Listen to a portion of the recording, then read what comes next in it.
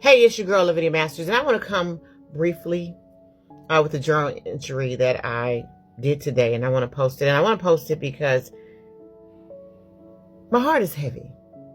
My heart is heavy not for just the things that I have to endure in this everyday life, but it's heavy for the world. It's heavy for the world. You know, God has brought me through a lot of trauma, a lot of tragedy, a lot of ups and downs. And I know there's more that I will probably endure in this life. But I don't ever want to lose sight of my purpose.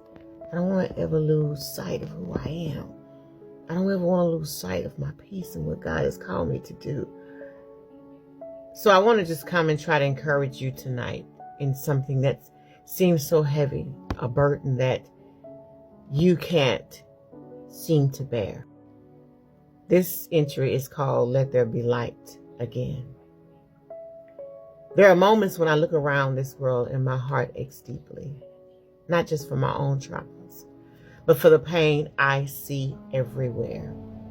Death has become too familiar. Suicide seems to knock on too many doors. Political battles have turned neighbors into enemies. Wars rage, both in distant lands and within the human soul. Families are being torn apart, some by loss, others by the cruel weight of poverty or addiction. And amid it all, hope feels like a rare and fragile thing. Something people are struggling to even believe in anymore. But as I sat in prayer this morning, God reminded me of something simple yet powerful. We are still the light of the world. Even when it feels like darkness is winning, that truth has not changed.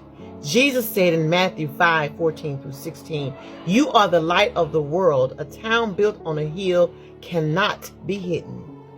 Let your light shine before others, that they may see your good deeds and glorify your Father in heaven." So, beloved, if you still have breath in your body, you still have purpose in your light.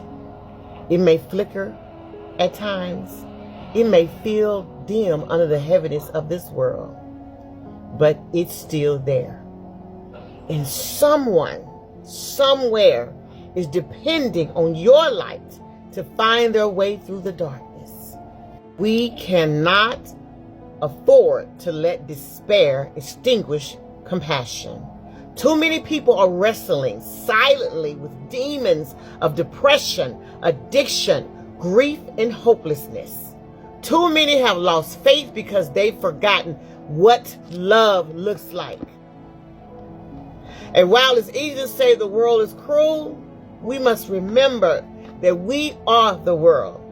Each one of us has the power to shift the atmosphere through grace, forgiveness, empathy, and prayer.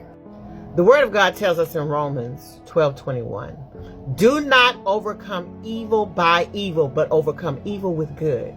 And in Galatians 6:9, we are encouraged, "Let us not become weary in doing good, for at the proper time we shall reap a harvest if we do not give up."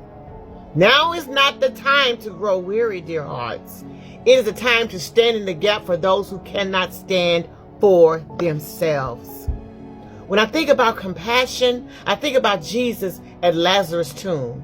Even though he knew resurrection was coming, he still felt the pain of human loss. That moment teaches us that even divine power does not dismiss human empathy. We are called to feel, to care, to weep with those who weep, and to remind one another that life is still worth living, even through tears. Y'all, there's too much fighting against one another and not enough fighting for one another. I'm going to say that again. There's too much fighting against one another and not enough fighting for each other. The enemy has convinced many that division is strength, but unity is where God commands the blessing. We were never meant to be each other's competition. We were designed to be each other's covering. Imagine if we poured as much energy into lifting each other up as we do tearing each other down. Imagine if compassion became contagious again. When those Israelites faced famine and despair, Elijah told the widow in 1 Kings 17:13-16 to feed him first with her last bit of flour and oil. And in doing so, God multiplied what she had. That's a reminder that even in scarcity, generosity opens the door for miracles.